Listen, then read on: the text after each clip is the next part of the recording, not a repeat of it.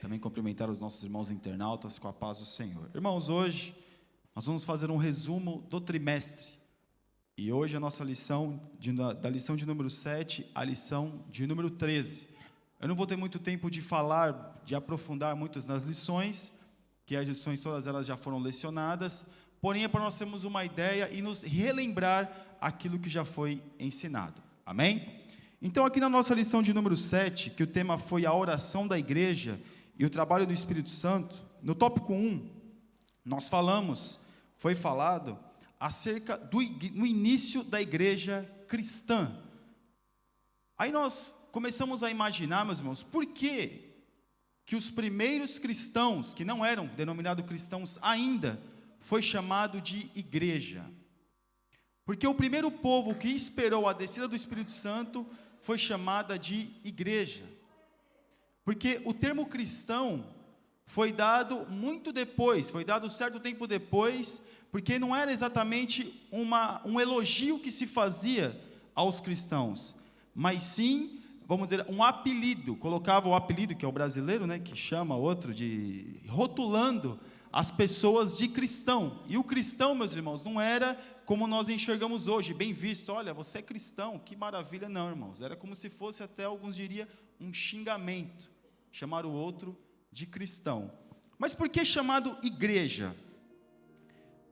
Quando no tópico 1 nós vemos o derramamento do Espírito Santo, nós vemos que aquele povo, aquelas pessoas que não eram somente os apóstolos, mas eram pessoas que estavam ali de algumas nações circunvizinhas de Jerusalém ou de Israel, estavam esperando a promessa que Jesus tinha feito. Olha, esperai em Jerusalém, até que do alto sejais revestidos de poder. Então eles deveriam esperar para depois eles começarem a sair. Então, aqui na preparação e o serviço para o reino, o Espírito Santo de Deus preparou essas pessoas, porque o termo igreja não é para nós, como os judeus ficavam na sinagoga, ficarem conglomerados dentro de algum lugar e somente cultuando entre eles. O termo igreja, que no grego é eclésia, é chamados para fora. Ou seja, a igreja ela não pode apenas ficar nas quatro paredes e interagindo com aquilo que é colocado no culto. Não, a igreja ela é chamada para fora. Então Deus, o Senhor Jesus, quando Ele fez a promessa acerca de derramar o Espírito Santo, que viria o Espírito Santo, aí você vai dizer, mas meu irmão, o Espírito Santo no Antigo Testamento ele já atuava. Sim, ele atuava, mas de forma aleatória. O Espírito Santo, ele se faz presente, ele é onipresente, mas a atuação do Espírito Santo no Antigo Testamento era de forma aleatória. Nós vemos alguns profetas sendo usados pelo Espírito Santo, nós vemos Moisés sendo usado pelo Espírito Santo, nós vemos homens sendo usados pelo Espírito Santo, mas de forma aleatória. Mas no Novo Testamento nós vemos que seria deliberada, teria liberdade o Espírito Santo de atuar na humanidade, como uma atuação mais direta. Então essa atuação fez aqui no tópico 2 a disseminação da palavra, ou seja, levar a palavra a outros povos, que até então os judeus não faziam isso. Os judeus, eles não faziam isso, eles não levavam a palavra para outros povos, eles não apresentavam o seu Deus a outros povos, eles sim eram apresentados a outros deuses, como nós vemos que aconteceu muitas das vezes, principalmente Baal, atuou muito, foi muito atuante a figura de Baal, do deus Baal, na vida dos judeus, dos hebreus. Mas aqui nós vemos que a igreja, Deus começa a preparar, o Espírito Santo de Deus prepara, não somente os apóstolos, não é somente os apóstolos que vão pregar, não, são muitas pessoas que começam a pregar, e nós vemos o apóstolo Pedro, ele prega, e na primeira pregação 5.000, primeira pregação 3.000, a segunda 5.000, mas não é somente os apóstolos, outras pessoas comuns, começaram a pregar o evangelho. Alguns historiadores dizem que o evangelho chegou até a Espanha. Quando nós vemos até Tiago aqui, Tiago na Bíblia Sagrada, que não é o apóstolo, porque o apóstolo já tinha morrido, mas sim o Tiago, alguns dizem que era o irmão de Jesus, também estava pregando. Nós vemos Estevão, que era denominado uma pessoa comum, também pregava.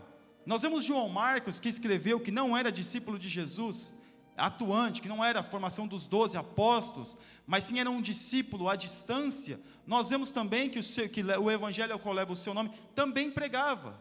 Nós vemos Timóteo também pregando, que não era apóstolo, ou seja, todos, qualquer pessoa, pessoas comuns pregavam.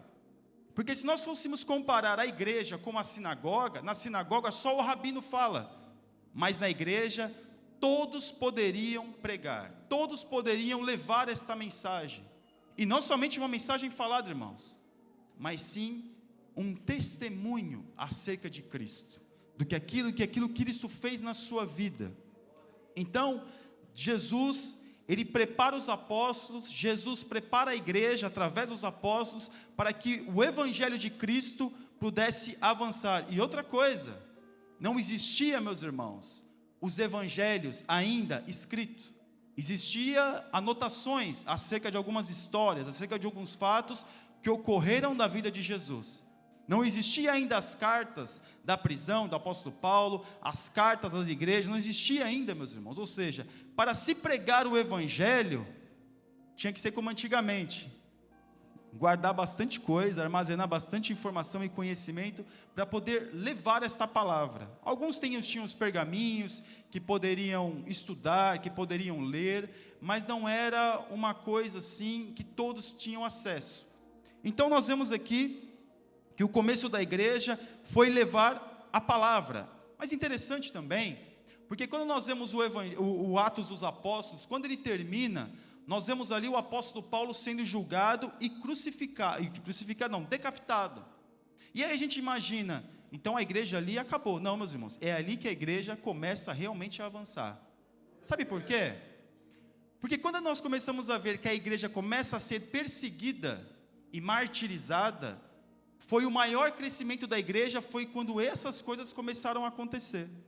Os irmãos, não sei se os irmãos já ouviram falar, um livro Espelho dos Mártires. Hoje os homens eram crucificados, os homens eram martirizados das maneiras mais terríveis. Alguns dizem que Tiago foi martirizado num boi de bronze, que era muito comum naquela época. O boi era aceso, de bronze, muito grande, e jogava o homem lá dentro, ou seja, matava-se um cristão, e nasciam 50, 100, 200, pelo testemunho daquele cristão.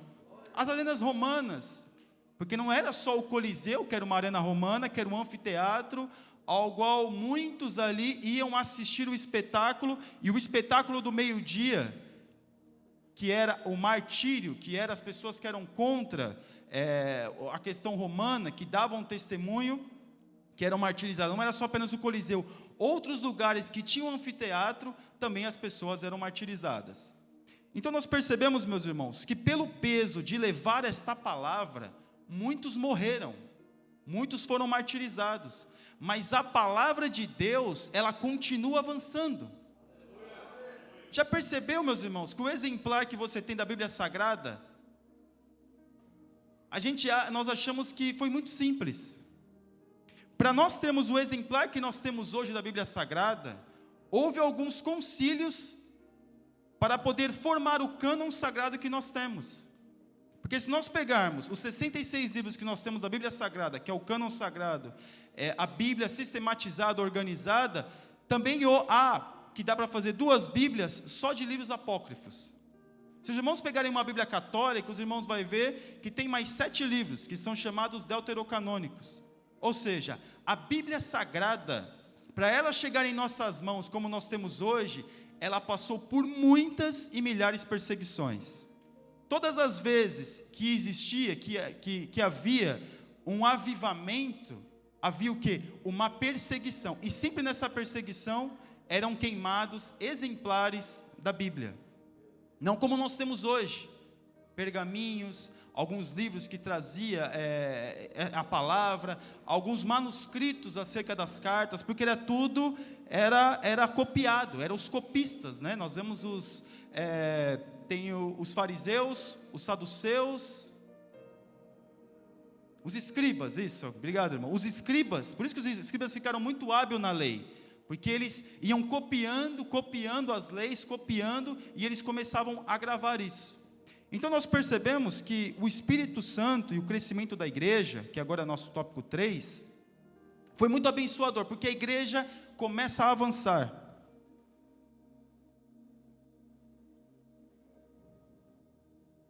A igreja ela começa a avançar, mas não começa a avançar, irmãos, a partir de Martim Lutero.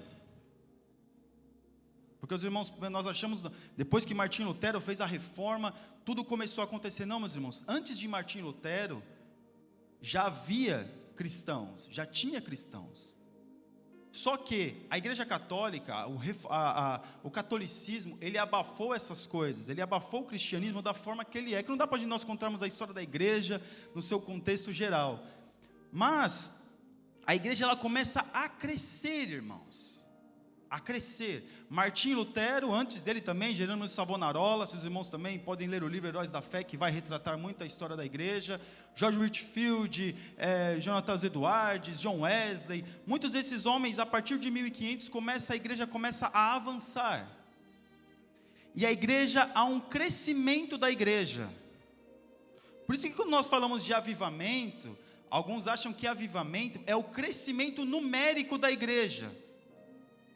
Irmãos, avivamento, claro, traz crescimento numérico? Sim, traz. Mas o avivamento começa de dentro para fora. Então perceba que o Espírito Santo, ele começa a fazer com que a igreja cresça. No primeiro século, quando nós vemos a igreja crescendo na igreja primitiva, a igreja crescia, irmãos. Guarde bem isso, a igreja crescia.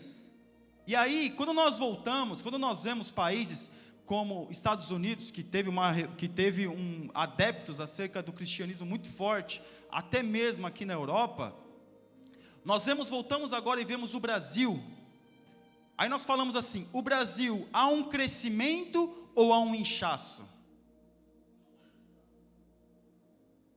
Irmãos, crescimento é uma coisa, crescimento é saudável, inchaço é sintoma de doença. Porque não é qualquer palavra, não é qualquer doutrina, não é qualquer teologia que se pode ser colocada e aplicada e ensinada. Não é, não. Porque hoje, se adaptar a certas fórmulas mágicas, desculpa a expressão mágica, que se colocam dentro de igrejas, acerca de alguns movimentos que se fazem, acerca de algumas invencionices, isso não é crescimento, isso é inchaço. Porque se fizer um vento assim, ó, pronto, não fica mais ninguém, não fica um. Mas o crescimento da igreja, o crescimento de dentro para fora, traz o quê? Traz discípulos, traz homens e mulheres dispostos ao quê? Aconteça o que acontecer, eu sou servo e serva de Deus. Então nós vemos aqui na lição de número 7, acerca da igreja, e vemos que o crescimento é sempre saudável, o inchaço não. O Espírito Santo de Deus quer que a igreja avance, quer que a igreja cresça, quer que a igreja seja saudável e não um inchaço. E na lição de número 8, eu estou sendo muito rápido, irmão, tá dando para... Tá bem? Então vamos lá. Lição de número 8, a oração sacerdotal de Jesus Cristo. Nessa lição nós entendemos o quê? O modelo de oração. Alguém vai dizer, mas por que oração sacerdotal? Por que oração sacerdotal? Porque quem fazia, meus irmãos, essa ligação entre o homem e Deus, era o sacerdote, era o sumo sacerdote, que sacrificava para que o homem pudesse ser o quê? Perdoado. Mas antes de ele sacrificar para o homem, ele sacrificava por si mesmo e pela sua família, para que primeiro ele fosse santificado, e depois ele orasse pelas outras pessoas, para que outras pessoas também pudessem ser santificadas. Então Jesus, em Lucas capítulo de número 6, ele vai fazer essa oração, e aqui no tópico 1, a oração por uma vida de comunhão com o Pai. Aí a gente imagina, né? Mas espera aí, se Jesus é Deus, por que ele tinha que orar ao Pai? Por quê? Jesus é Deus, por que ele precisa orar? Nós vimos isso, irmãos. Jesus, ele era Deus, mas ele também era homem. A sua divindade Jesus nunca usou a sua divindade para poder sobrepor, ou para poder, vamos dizer assim, limitar o seu sofrimento, as suas angústias e as suas dificuldades como homem. Então Jesus, como homem, ele tinha que orar. E Jesus, como homem, ele tinha que buscar a Deus para o seu refrigério. Ele tinha que buscar a Deus para que Deus o pudesse ajudar. Por que Jesus foi batizado? Por que Jesus teve que ir para o deserto? Por que Jesus teve que sofrer perseguições? Jesus, quando estava lá, sofrendo os flagelos, ele sentiu dor? Jesus, quando tomou a cusparada ali no meio do sacerdote, no sinédrio, ele sentiu vergonha? Quando ele tomou uma bofetada, ele sentiu dor? Claro que sentiu, irmãos, porque Jesus, ele era homem, mas Jesus também era Deus. Então nós vemos que Jesus, ele vai nos dar um exemplo de oração, um exemplo de busca, um exemplo de relacionamento e comunhão com o Pai. Então, é muito fácil, meus irmãos, quando alguém manda o outro fazer alguma coisa, sendo que ele não está fazendo aquilo que ele está dizendo para o outro fazer. Jesus não. Jesus, mesmo sendo Deus, ele foi orar, ele foi dar o exemplo para aqueles que eram seus discípulos. Então nós vemos, meus irmãos, que a oração sacerdotal que Jesus fez é um exemplo para nós aplicarmos na nossa oração. É claro que alguém vai dizer, mas eu tenho que orar, eu tenho que orar ou rezar o Pai Nosso. É melhor eu falar 10 Pai Nosso, 5 Salmo 91, que é a fórmula. Não, irmãos, são modelos. Porque quando nós vemos o salmista, ele falando do Salmo 91, foi a oração dele. E ali está escrito para nós, como exemplo, para nós também fazermos a oração. São aplicações que nós fazemos ali, vemos, para nós aplicarmos na nossa vida com a nossa realidade, e não com a realidade do salmista. Quando nós vemos a oração aqui, a oração sacerdotal, foi o momento de Jesus, e ali é um exemplo para nós aplicarmos na nossa realidade. Então aqui no tópico 2, a oração por perseverança, alegria e livramento, nós vemos que nesse modelo de oração de Jesus, ele coloca várias situações ali, tanto o livramento, tanto a perseverança, que o crente precisa perseverar. Irmãos, perseverar, que às vezes a gente confunde a perseverança, né? Acha que tem que sempre falar a mesma coisa para Deus. Senhor, eu preciso disso, eu preciso disso, eu preciso disso. Parece aquele criança, né? Que fica... Não, irmãos, é falar cada dia de uma forma de se expressar para Deus, de uma necessidade, é perseverar. Às vezes falar a mesma coisa, não falar a mesma coisa por falar, mas falar a mesma coisa com uma necessidade. E um exemplo de perseverança que nós temos é aquela mulher que foi falar com o injusto juiz. Ela tinha a causa dela era de conhecimento do injusto juiz, porém ela sempre ia lá perseverando. E aí nós percebemos, aquele homem que era ímpio, deu atenção para aquela mulher, quanto mais o nosso Deus, que Ele nos ouve. Então, nós temos que fazer a nossa parte. O que cabe a nós fazermos? O quê? É perseverar. Perseverar para quê? Para nós venhamos ter alegria, para que nós venhamos ter livramento. Aí eu pergunto para os irmãos, será que o crente não tem tristeza?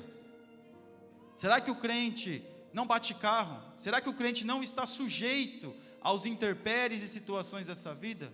Claro que está. Porém, se a gente fosse colocar uma margem, uma porcentagem, a porcentagem que nos atinge de tristeza e de situações é muito menor do que aqueles que não creem em Deus.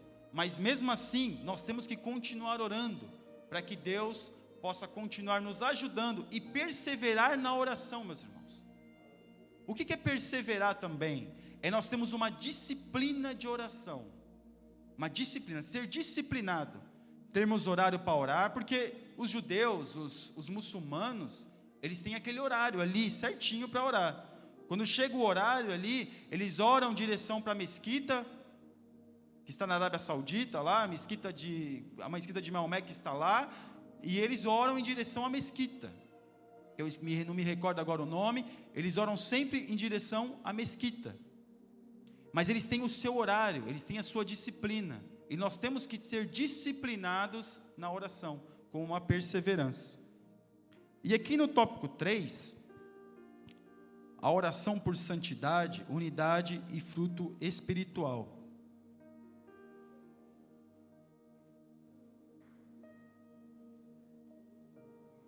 A oração por santidade, meus irmãos, é uma oração que nós vamos buscar uma comunhão mais íntima com Deus.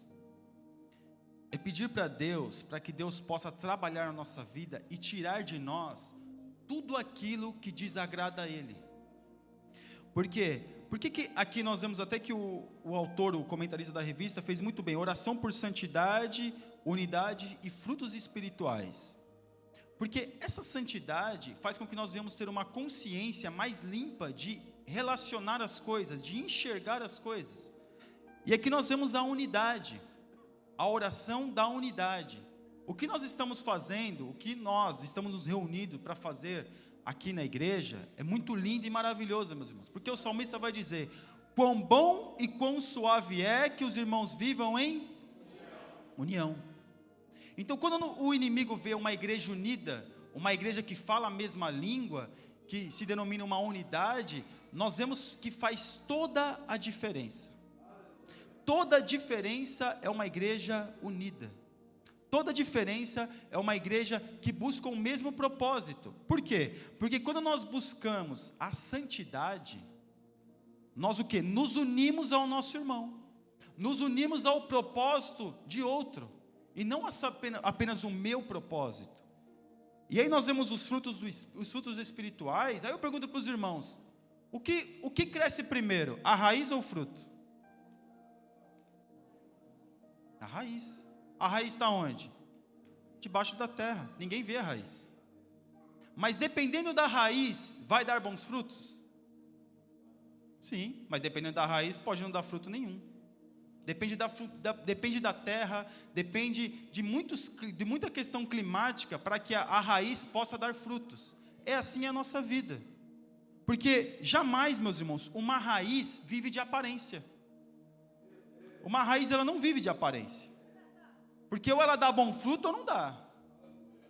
Porque quando o fruto começar a crescer, vai aparecer quem realmente ela é. Que tipo de fruto que ela dá. Qual é a qualidade de fruto que ela vai dar.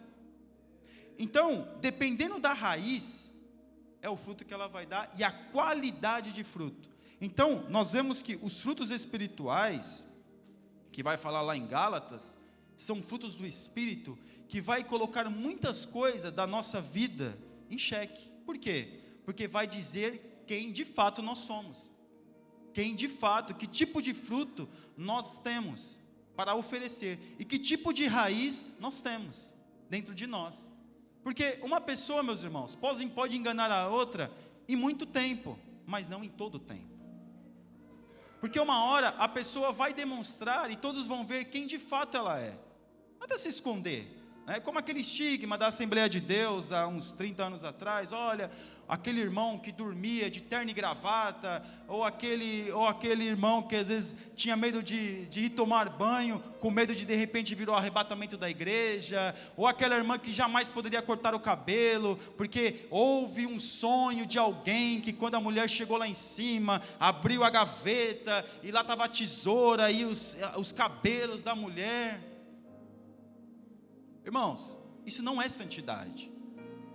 Santidade, é claro, meus irmãos, que para cada um, Deus trata de uma forma mais íntima. De repente, aquilo que Deus quer que eu restrinja na minha vida, de repente não é aquilo que Deus quer para restringir na vida do meu irmão. O que nós temos que fazer é entender aquilo que Deus tem para nós, e não nos compararmos com os outros. Então nós percebemos aqui, que esse é os frutos do Espírito. E aqui, meus irmãos, na lição de número 9, cujo título é A Oração e a Vontade de Deus. Isso é muito bom. Porque nós achamos que a vontade de Deus é qualquer coisa que eu quero para mim. Não é assim? Qualquer coisa que eu quero para mim é a vontade de Deus. Por quê? Porque eu estou orando. Se eu estou orando, é porque aquilo é da vontade de Deus, porque foram essas palavras que Deus colocou na minha boca, foi esse tipo de desejo que Deus colocou no meu coração. E aqui no tópico 1, a oração e a vontade de Deus, nós vamos perceber o caráter de Deus, porque quem entende, quem busca entender e aprender acerca do caráter de Deus, vai saber que muitas coisas que eu peço para Deus, ou muitas vontades que eu tenho, dependendo do meu estado espiritual, não tem nada a ver com a vontade de Deus. Nada a ver. Porque nós temos medo daquela oração, meus irmãos, de fazermos a lista que nós queremos. Senhor, olha, eu quero isso, eu quero aquilo. Ou Senhor, eu quero uma casa, mas eu quero uma casa assim, assim, assim, assim, assim, assim, assim. Ou de repente a irmã quer um marido e fala: Senhor, eu quero um marido, mas eu quero um marido assim, ele tem que ser alto, bonito, loiro, de olhos claros, ele tem que ser assim, assim, assim. Eu quero esse, Senhor. Mas se esquece de fazer a última ressalva da oração, que é: Senhor, é o que eu quero, mas que seja feita a tua vontade. Não é assim? Porque, meus irmãos, nem sempre aquilo que a gente quer é aquilo que Deus quer nos dar. Porque nós idealizamos e imaginamos uma coisa assim e achamos: nossa, Deus tem que me abençoar desse jeito. Porque Deus, aí vem aquele ensinamento: você tem que comer o melhor dessa terra, você tem que ter tudo de bom e do melhor. Irmãos, comer o melhor dessa terra e ter tudo de bom e do melhor, não é exatamente ser um bilionário, mas sim ser contente ser contente e estar grato por aquilo que Deus já tem nos dado. Então, a oração e a vontade de Deus, nós podemos desejar, meus irmãos. Podemos falar para Deus aquilo que nós queremos. Não é pecado. Mas procura ter lá embaixo uma observaçãozinha e colocar na sua oração: olha, Senhor, seja feita a tua vontade. Sabe por quê? Porque a bênção de Deus, ela enriquece e não acrescenta dores. Então aquilo que Deus quer para nos dar, Deus vai nos abençoar. Mesmo que no primeiro impacto nós vamos falar: mas que a gente faz assim, meus irmãos. Muitas das vezes nós menosprezamos a bênção que Deus nos deu. Mas a gente tem que saber que aquilo ali é um princípio de história. Ali é um princípio. Porque aquele que é fiel no pouco, Deus coloca o quê? No muito. Porque às vezes Deus dá uma bênção para nós, Deus dá o carro para alguém e fala: mas Deus me deu esse carro, misericórdia, irmão. Esse carro, ó, mas tem... E começa a comparar: mas aquele outro. Irmão, foi a vontade de Deus aquele carro. Muitas outras coisas a gente podia usar como exemplo. Mas a partir daquele, meus irmãos, é onde Deus vai te abençoar. Porque Deus muitas vezes quer ver o quê? A nossa obediência. E aqui no tópico 2, as orações não respondidas por Deus. Irmão, mas tem oração que Deus não responde? Claro que sim. Imagina os absurdos que muitos de nós pedimos para Deus. Principalmente quando a gente está com raiva, irmão. Ele está com raiva, a gente fala cada coisa para Deus. Mata ele, quebra a perna. Ô Senhor, ô Jesus, vai ver Deus na minha vida. E aí canta aquele hino, eu vou estar no palco e você vai estar na plateia. E aí vamos dizer assim, aquela vingança interna. Mas Senhor, o Senhor é Deus na minha vida. Eu sou menina dos olhos de Deus. Eu sou servo do Altíssimo. Que mais? Eu sou noiva do Cordeiro. Deus responde esse tipo de oração, irmãos? Não responde. E aí tem mais. Se o irmão esbarrou em nós, pisou no nosso pé, a gente está com o calo no pé já, o pé já está meio doendo, o irmão vai e pisa sem querer, e de repente ele tropeça ali e se machuca. Está vendo ali, ó? Foi Deus pesando a mão. É assim ou não é, irmãos? É Deus pesando a mão. Por quê? Porque ele me fez isso. Agora, está vendo aí, ó? Isso é juízo de Deus. É Deus aí, está vendo? Deus é na minha vida. E aí é o soberbo: olha, só eu tenho Deus na minha vida. Então Deus não responde uma oração egoísta. Deus não responde uma oração vingativa. Quando nós falamos da oração egoísta, tudo para mim, né? Porque os hinos só falam na primeira pessoa. Eu preciso, eu quero, eu posso, eu faço. E aí o homem vira o centro. Não é Jesus o centro, o homem é o centro. Então nós percebemos que as nossas orações, nós temos que orar por nós, pelas nossas necessidades. Porém, nós temos que lembrar que o meu irmão e a minha irmã está passando por um problema semelhante ao meu, ou às vezes até pior. Então quando nós oramos por nós Nós temos que fazer o quê? Orar pelas outras pessoas também. Você está orando pela igreja DEF? Glória a Deus. Ore por outras igrejas que proclamam uma fé genuína e abençoadora, para que outras pessoas também possam se render aos pés do Senhor. Nós vemos o nosso pastor presidente, nós oramos por ele, mas também tem outros pastores presidentes, outros líderes de campo que também estão sofrendo perseguições. Então não é só nós, meus irmãos, outros também precisam da nossa oração. Então nós não podemos ter uma oração egoísta, porque o Tiago vai dizer, olha, pedis e pedis mal, para quê? Para gastar em vossos próprios deleites. E muitas vezes a gente pede algo para Deus, não para repartir com o meu irmão, mas para mostrar para ele que Deus é na minha vida. Porque muitas das vezes a intenção de nós termos algo, termos um imóvel melhor, termos uma condição melhor, não é para nós desfrutarmos e outras pessoas desfrutarem conosco, não. Muitas das vezes é para nós mostrarmos para o outro aquilo que Deus fez na minha vida, como uma forma de o quê? Está vendo? Deus é na minha vida e Deus não é na sua vida. Porque quando nós temos o desejo de buscarmos a Deus e que as bênçãos de Deus possam ser acrescentadas na nossa vida, automaticamente as pessoas vão seguir o exemplo. Vão seguir o exemplo. Como eu estava no meu trabalho, e um irmão também que é crente, ele me viu lá falando para os colegas lá acerca do apartamento, financiamento. Eu com um ano aqui, graças a Deus, Deus permitiu que eu comprasse um imóvel. E aí, com 6 meses de residência, 3 meses de IRS, e eu conversando com os outros, ele ouviu eu falando aquilo. Aí ele falou, como é que é esse negócio aí? Aí eu expliquei para ele, e passou 4 meses, ele também comprou um imóvel. Glória a Deus, eu fiquei muito feliz. Mas quando nós repartimos isso, meus irmãos, até mesmo com o incrédulo, até mesmo com aquele que não professa a mesma fé, jamais a gente pode colocar, falar, está vendo, Deus é na minha vida, isso aí que você... Porque isso não cabe a nós, o cristão não precisa fazer isso. Então a oração nossa tem que ser uma oração que abençoe as outras vidas. E também aqui, nós vemos até a oração do hipócrita.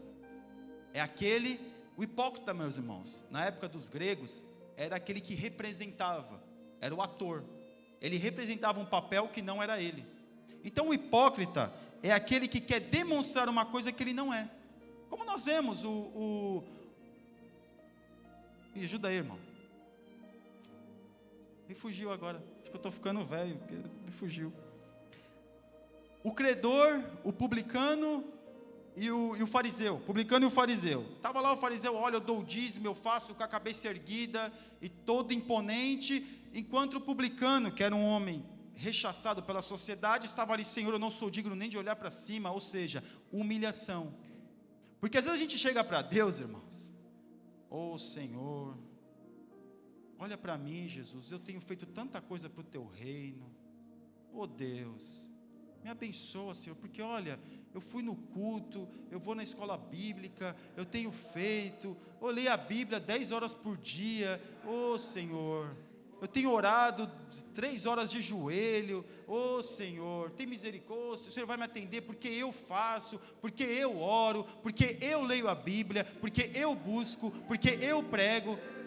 O Espírito Santo ali, meus irmãos, não atua em nada, não direciona em nada, é a pessoa que por ela mesma que faz. Então esse tipo de oração é uma oração hipócrita. Nós temos que falar, graças te dou, Senhor, porque o Senhor tem me ajudado, porque eu sou um pecador, não sou nada. Quem sou eu? Nada. Sou pó, vapor, passou, sumiu, acabou.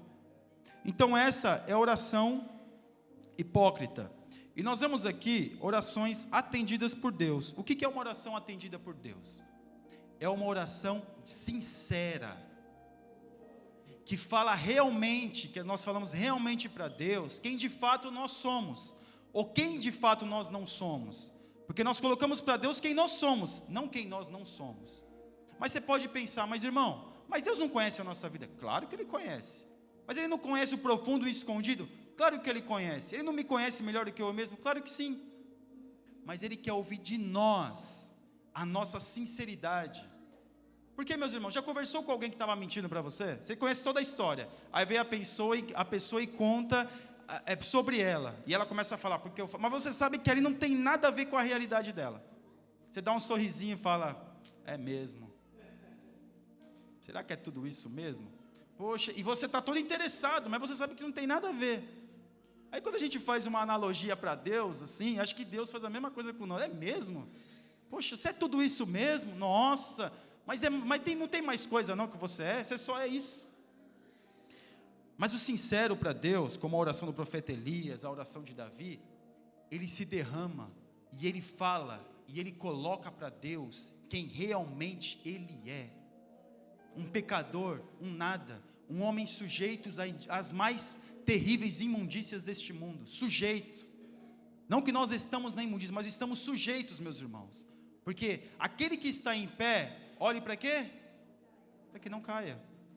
Então hoje nós podemos estar de pé, louvando a Deus, engrandecendo a Deus. Mas, porém, se nós não vigiarmos, é um abismo que vai chamando outro abismo.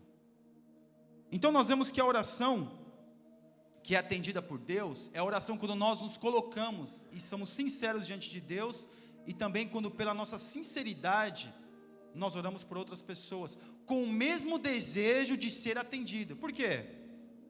Porque quando nós oramos para Deus, nós choramos, clamamos, nos derramamos e falamos para Deus. Aí quando eu vou olhar para o meu irmão, Senhor, visita ele lá, sabe como é que é, né, Senhor? Olha, por obrigação, Senhor, visita ele, também precisa, sabe como é que é, irmão?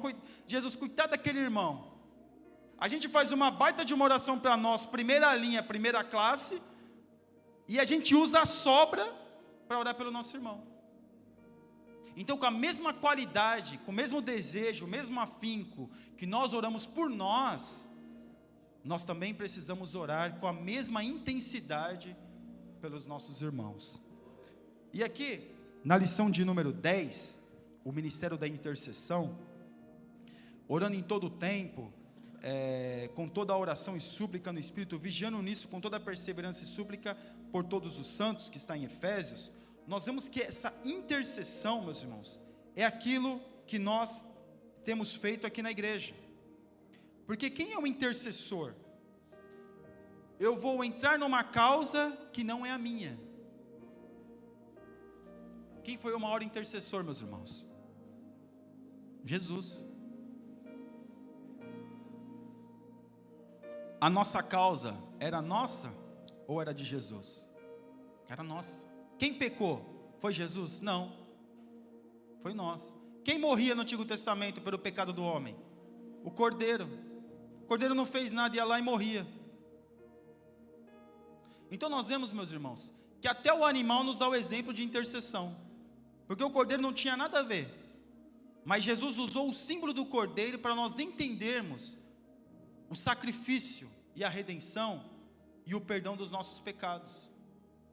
Então o ministério da intercessão, uma oração intercessória, nós vemos que já começou lá no Antigo Testamento. E nós vemos um exemplo que está aqui na lição, que é o exemplo de Abraão, quando ele intercedeu por Sodoma e Gomorra. Os irmãos sabem que é sodomia, não sabe, irmãos? Acho que todo mundo sabe. Todo mundo sabe que é sodomia? Amém? O amém muito fraco. Sodomia, meus irmãos, é o homossexualismo. Eu não vou dizer qual que é a prática, porque eu acho que os irmãos já sabem o que é.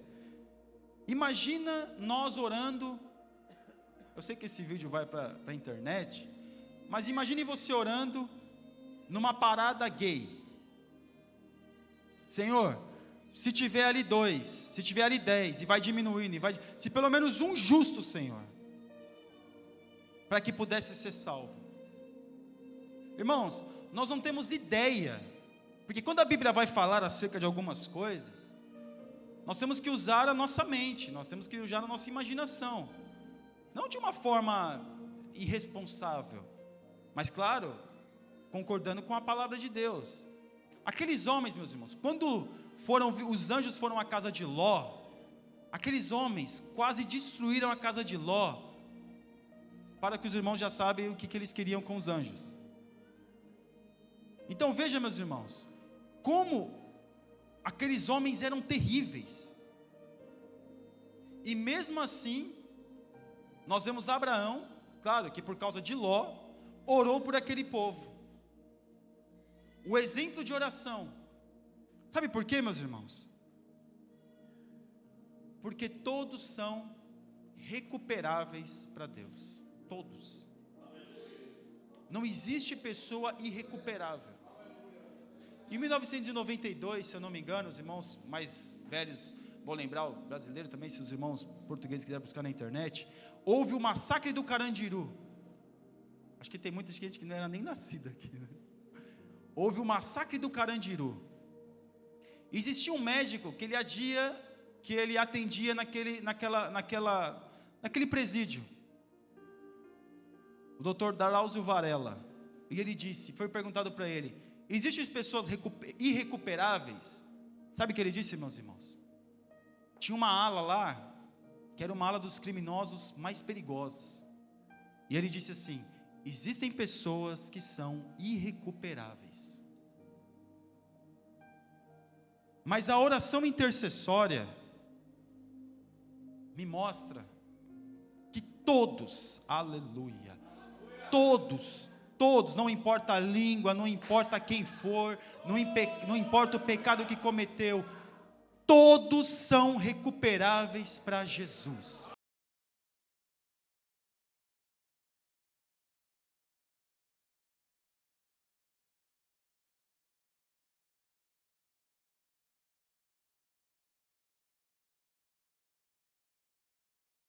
A dor do outro. E hoje nós temos dificuldade de entendermos a dor do outro. Sabe por quê? Porque antes de nós procurarmos entender o que o outro está passando, nós julgamos ele, nós condenamos ele, nós falamos e rotulamos de todos os nomes possíveis. Mas a empatia me faz o quê? Me faz entender que nós temos que entender, que nós temos que buscar compreender a dor do meu irmão. Compaixão. Porque Jesus teve compaixão da nossa vida, sentir a dor do próximo. Porque, meu irmão, às vezes as pessoas olham para determinado segmento ou ativismo e acham que todos são felizes. É nada, irmãos. Depressivos, pessoas que não dormem direito, pessoas que têm uma tendência ao suicídio terrível, pessoas que se levantam e deitam à base de remédios. Mas não é um outro não, porque às vezes a gente passa por situação na nossa vida que a gente precisa sim procurar um especialista, uma medicação, mas pessoas que têm a sua vida no cotidiano em todo o tempo vivendo assim. Mas muitas vezes nós, que não merecíamos estarmos aqui cultuando a Deus, nós nos colocamos melhor do que aquele que está lá fora. Mas se nós entendermos, ou buscarmos a Deus e falar com Deus, quem de fato essas pessoas, nós vamos perceber o quê? Eu não quero ir para o inferno. Aleluia. Mas também, Senhor, ajuda essa pessoa também a não ir para o inferno. Mas é uma oração, meus irmãos, que realmente entra mesmo com desejo. Você soa, você chora, você fala com Deus: Senhor, recupera. A pessoa só não vai aceitar a Cristo se ela de fato não quiser. Mas aí alguém vai dizer, mas a doutrina calvinista vai dizer, mas o Espírito Santo de Deus, Jesus é irresistível. Não, meus irmãos, o ser humano ele pode resistir, porque ele tem um livre-arbítrio. Ele pode resistir se ele quiser, mas a oportunidade daquele ser humano, daquela pessoa, de aceitar a Cristo, de o Evangelho ser apresentado, não somente apresentado, mas a pessoa sentir uma convicção de pecado, a pessoa sentir uma angústia, a pessoa sentir uma oportunidade, nós temos que fazer, porque a igreja, como nós falamos na lição 7, é de dentro para fora. E aqui, meus irmãos, a força da oração coletiva, irmãos, que bênção, irmãos. Que bênção quando nós oramos no mesmo propósito. É diferente. É diferente. Quando se coloca, mas o pastor quer dizer que o que eu tenho que orar? Eu oro pelo que eu quiser. Infelizmente tem muita gente que pensa assim. Até a oração que eu tenho que fazer, o pastor quer dizer a oração que eu tenho que fazer. Ah, meu irmão, porque a pessoa já tem o coração murmurador, irmão. Você pode orar na sua casa, ora, mas quando é colocado um propósito, um clamor por uma vida, por uma situação, pelo propósito da igreja, perceba que o propósito da igreja, ressaltando, nós vemos aqui, qual é o propósito? Orar pela nação de Portugal, orar pelo continente, orar pela salvação de almas. Irmão, que coisa mais nobre do que fazer esse tipo de oração? Ninguém está pedindo carro, ninguém está pedindo casa, ninguém está pedindo nada. É só para que haja salvação, conscientização acerca daquilo que é o reino de Deus. Quando nós oramos neste propósito, meus irmãos, as outras coisas, o que Jesus diz? Buscar primeiro o reino dos céus, para quê? Para que todas essas coisas, todas as demais coisas, vos serão acrescentadas. Então a oração, uma força coletiva, perceba, quantas vezes a igreja não se reuniu, a pessoa chegou, olha, eu estou pedindo oração pelo meu irmão, pelo meu amigo, por alguém que conhece, para que Deus possa, porque precisa de uma resposta rápida, e Deus não atendeu. Por quê? Porque houve uma oração coletiva, Deus atendeu aquela causa. E agora, meus irmãos, nós estamos orando para quê? Para que haja salvação de alma, para que as pessoas possam ter a oportunidade de reconhecer o Senhor Cristo, o Senhor Jesus Cristo, como o seu único e suficiente Salvador. Por isso que eu achei interessante a proposta de oração, que é, nós vamos pedir tudo que nós quisermos, mas haverá um momento de gratidão. Mas essa gratidão temos que agradecer por tudo, porém, nós podemos continuar orando por salvação de almas, porque esse é o papel da igreja. Então aqui na nossa lição de número 11, a oração que conduz o perdão, nós vemos retratado nitidamente, meus irmãos, a profundidade da redenção. Às vezes nós não temos noção o que de fato é a redenção. Nós vemos aqui, meus irmãos, um homem, rei Davi, que pecou, meus irmãos. Esse homem pecou terrivelmente mesmo. E através do seu pecado, meus irmãos, houve assassinato, houve morte dos seus filhos, 4 filhos morreram dele, o recém-nascido, Adonias morreu mais à frente, morreu Absalão, Aminon, a sua filha foi estuprada pelo seu filho. Então, através do pecado de Davi, a sua casa ruiu. Mas nós vemos, meus irmãos, a profundidade da redenção. E aqui no tópico 1, o pecado nos afasta de Deus. O que é o pecado? É errar o alvo. O pecado é simples, é errar o alvo. Nós temos um propósito, erramos aquele propósito, pecamos.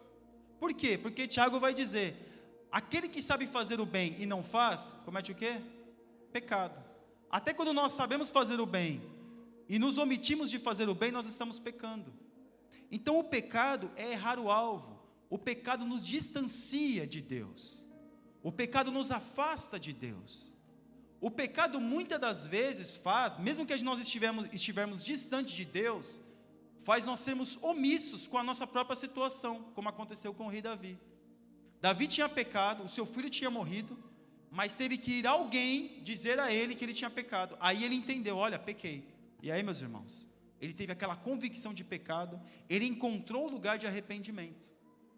Então aqui, o pecado, ele nos afasta de Deus, ele faz essa separação entre nós e o nosso Deus. Então, aqui no tópico 2, já vou caminhando, a confissão e perdão. Então nós percebemos que esse pecado que Davi cometeu, e que nós também cometemos, muitas das vezes, ou todas elas, nós temos que falar para Deus. Um exemplo claro, meus irmãos, é Adão e Eva. Porque quando nós pecamos, a primeira coisa que nós queremos fazer é o quê? Fugir de Deus. Nos esconder de Deus. Tapar as nossas vergonhas com aquilo que está ali naquele momento. E nos esquecemos. Aleluia. Que o Senhor Deus Todo-Poderoso, que viu o nosso pecado, já preparou uma redenção para nós. Mas como é que isso vai trazer para mim? Como é que isso vai me ajudar? Como é que isso verdadeiramente vai me abençoar? Quando nós confessamos o nosso pecado. Ele não é falar, Senhor, eu pequei, tá bem? Obrigado, Senhor, tchau, amém, glória a Deus. Não, irmão. Aí já bate a porta, vai embora, já confessei para Deus. Não, irmão. É falar para Deus com detalhes. Senhor, olha, se possível eu falar assim, Senhor, então, Senhor, eu entrei, abri a porta, entrei. Aí quando eu entrei, eu acendi a luz. Aí quando eu acendi a luz, eu dei mais 3 passos e virei à direita. Com riquezas de detalhes, irmãos.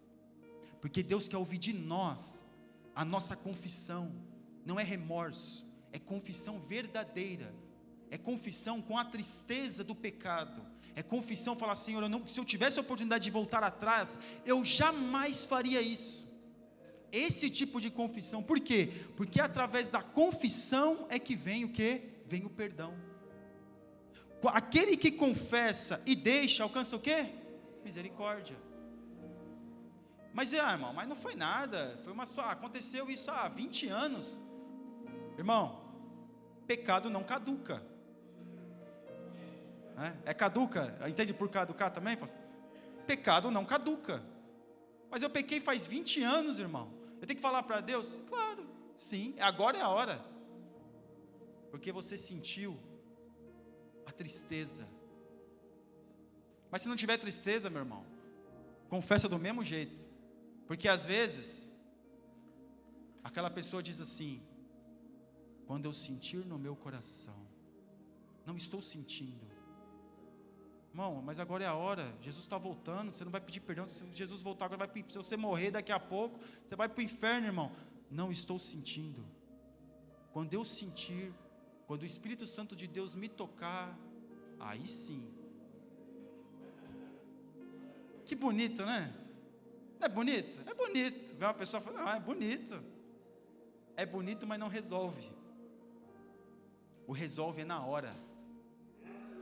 Por quê? Quanto mais tempo eu demoro para pedir perdão, menos força eu terei para ter acesso a essa redenção. Então a pessoa quer ser perdoada, confesse, com riquezas de detalhe. Irmão, é dobrar o joelho e falar para Deus, e não importa o tempo, não fica olhando para o relógio não, olha, consegui orar 30 minutos, que bênção, já bati o meu recorde. Não, irmão, é esquecer do tempo. Já viu aquela conversa boa, já participou daquele papo bom, que é uma conversa abençoada, que você olha, meu Deus, começou 2 horas da tarde a conversa, é assim, meu Deus do céu, passou tão rápido. Quando nós temos uma interação com Cristo, é exatamente isso que acontece com nós. Porque aquele que está não gosta da conversa, ele vai começar a sentir incômodos do joelho, vai começar, né? Aquele que não gosta da conversa, está sentado e começa a levantar, precisa levantar, dar dor nas costas, né? Esticar um pouquinho, porque ele não está gostando. Não que a gente não sente dor, mas está muito tempo de joelho. Mas há um prazer nisso. E aí nós vemos, meus irmãos, o tópico 3, que vai falar a restauração do pecador. Irmãos, isso é maravilhoso. Aleluia. Irmãos, como foi mencionado no começo desta lição, não existe uma pessoa que não seja recuperável para Jesus. Não existe. Não existe o pecado que Cristo não possa perdoar. Mas Deus não tem perdão para o blasfema do Espírito Santo. As pessoas não sabem nem o que é blasfema do Espírito Santo. Julga o outro que supostamente, no seu entendimento, acha que ele blasfemou. Nem sabe o que é. Mas todas as pessoas, pode ser o crime mais terrível, meus irmãos. Mas alguém vai dizer, mas isso é injusto, irmão. Isso é injusto. Como é que uma pessoa cometeu um crime tão bárbaro, ele pode ser perdoado? Olha o exemplo de Davi. Deus restaurou Davi. Porém Davi sofreu as consequências, mas a sua vida foi restaurada. A alegria da salvação foi dada a ele outra vez. Deus, ele perdoa o nosso pecado, irmão. Porque nós achamos que o ladrão da cruz, não era merecedor de ser perdoado. Quem somos nós? Porque o ladrão, meus irmãos, a Bíblia vai falar de ladrão, ladrão ali está sendo um termo razoável. Porque ladrão não era só ladrão também era assassino. Porque o ladrão, para roubar nas suas imediações, naquelas caminhos desertos, ele tinha que matar, às vezes matava o outro, subjugava, deixava preso, cárcere privado. Esse era o tipo de ladrão. E às vezes até matava outra pessoa, era cruel. E nós achamos que muitas das vezes, pelo que a pessoa pelo aquilo que a pessoa fez, ela não merece o perdão. Só que todos nós, são todos, não é o calvinismo, meus irmãos, que acha que alguns vão ser salvos e Deus vai deixar outro, que o sangue de Jesus Cristo é limitado. Não, todos, não importa o pecado que cometeu, quando nós nos colocamos desejosos em se arrepender e confessar o nosso pecado, o perdão, a reconciliação, a redenção está disponível a todos. Glória a Deus. E aqui nós vamos já caminhando para a final, lição de número 12, quando o crente não ora. Quando o crente não ora, o que é quando o crente não ora? O crente não ora. Não é assim? Se o crente não ora, não ora. Se ele orasse é porque ele estava orando. Mas quando o crente não ora, meus irmãos, no nosso tópico 1, quando o homem ora, mas não obedece. Às vezes não é somente orar, às vezes também é obedecer. E eu vou trazer um exemplo para os irmãos muito claro. Eu estou me localizando aqui. Imagine você orando por um emprego melhor. Senhor, eu preciso de um emprego melhor, me ajuda, abre as portas, faz a obra. Você já tem um emprego bom, emprego melhor. E vem uma oportunidade do emprego melhor. E Deus fala para você, olha, essa não é a minha vontade. A pessoa está orando por um emprego melhor ou não está? Está. E Deus fala para ela, essa não é a minha vontade. Irmão, eu já vi pessoas fazerem isso, e eu inclusive também já fiz. E aí, meus irmãos, eu digo para os irmãos que é coisa terrível mesmo. Isso aconteceu há 17 anos atrás. Porém, e aí você sente, não, eu vou por uma coisa melhor. Mas se você está orando, e Deus fala não, é não. Não queira infringir aquilo que Deus determinou para a sua vida. Então, quando o crente ora, ou quando o homem ora, supostamente ora, ele não obedece. Porque a sua oração é apenas falar e não ouvir. Porque oração é relacionamento, meus irmãos. Você fala, nós falamos e nós também ouvimos. Não é assim? Aquela pessoa fala. Amém, obrigado Senhor, muito obrigado, vai lá e sai. Não, irmãos. Vai falando. É como a gente vai fazendo um diálogo na nossa mente, vai falando com Deus. Claro, existe o clamor, que muitas vezes a gente vai e fala palavras, ou no desespero, e vai falando com Deus. Mas também existe um momento de nós ouvirmos. E aqui na parte 2, tópico 2, deixando de buscar a direção de Deus. Quando a pessoa não ora, qualquer vento de doutrina tira ela do propósito. Quando a pessoa deixa de orar, porque a pessoa pode orar, meus irmãos, colocar as suas palavras. Mas tem pessoas que deixam de orar. Para ela a oração não faz nenhum sentido. Eu vou gastar tempo, irmão. Eu vou ficar 2 horas de joelho, irmão. Ah, não. Esse tempo eu posso fazer outras coisas. Mas aí a gente começa a entender que quando nós queremos um relacionamento com alguém, seja afetivo, seja em qualquer âmbito ou nível, nós dedicamos tempo para aquela pessoa, em ouvir, em falar e também ouvir. Então, deixando de buscar a Deus, é deixando o quê?